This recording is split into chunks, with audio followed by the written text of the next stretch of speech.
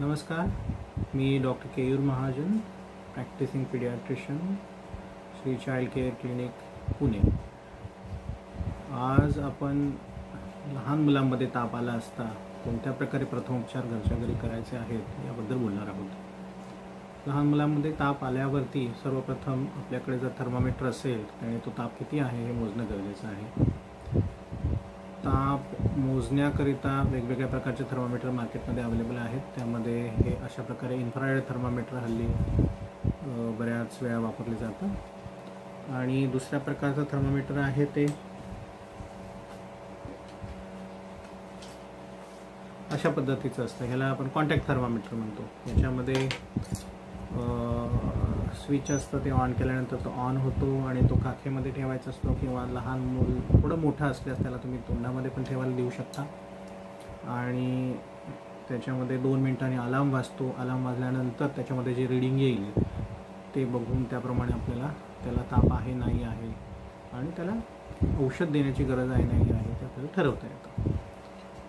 तर सर्वप्रथम लहान मूल जेव्हा तापलेलं असतं तेव्हा त्याच्या अंगावरचे जे कपडे आहेत ते अतिशय हलक्या स्वरूपाचे असणं गरजेचं आहे. जर त्याचे जाड कपडे असतील, फुल पॅन्ट घातलेली असेल, जीन्स असेल, टाईट कपडे असतील तर ते काढणं गरजेचं आहे. सो ते कपडे काढून त्याला हलके म्हणजे कमी जाड असलेले कपडे घालणं गरजेचं आहे. त्याच्यानंतर तो ज्या रूममध्ये आहे त्या रूममधले दारं खिडक्या थोडी उघडी करून हवा खेळती राहील याचा प्रयत्न करा. त्याच्यानंतर त्याने जर काही पांघरूण वगैरे घेतलं असेल तर ते काढा. सो जेणेकरून आजूबाजूचं वातावरण हे थंड असलं पाहिजे, म्हणजे त्याचं शरीर थंड होण्यासाठी त्याचा उपयोग होतो.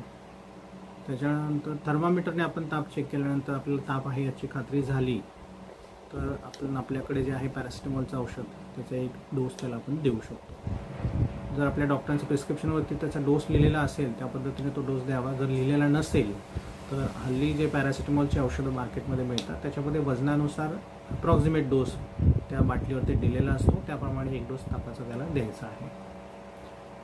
त्याच्यानंतर जर ताप जास्त प्रमाणात असेल, 102, 103 अशा प्रमाणामध्ये असेल तर नुसत्या औषधाने ताप लवकर उतरत नाही. त्याच्याबरोबर स्पंजिंग करणंही गरजेचं आहे. स्पंजिंग म्हणजे एकदम थंड पाणी घ्यायचं नाही आहे, थोडं कोमट पाणी घ्यायचं आहे. कोमट पाण्याने बाळाला डोक्यापासून पायापर्यंत हलकं कोमट पाण्याने पुसून काढायचं आहे. तर डोक्यावरती पट्ट्या ठेवून फायदा होत नाही, पूर्ण शरीर पुसणं गरजेचं आहे. असं तुम्ही 1 वेळा 2 वेळा आणि गरजेनुसार ताप किती आहे त्याप्रमाणे अंतराने त्याला स्पंजिंग करू शकता. भरपूर पाणी देणं ही बाळाला गरजेचं आहे. सो पाणी जेवढं बाळ पिईल थोडं त्यामुळे शरीर आतूनही थंड राहण्यास मदत होते आणि बाळाला डिहायड्रेशन होत नाही. सो ही प्रथमोपचार जे तापामध्ये बाळाला आपल्याला घरी करायचं आहे त्या संदर्भामध्ये माहिती. धन्यवाद.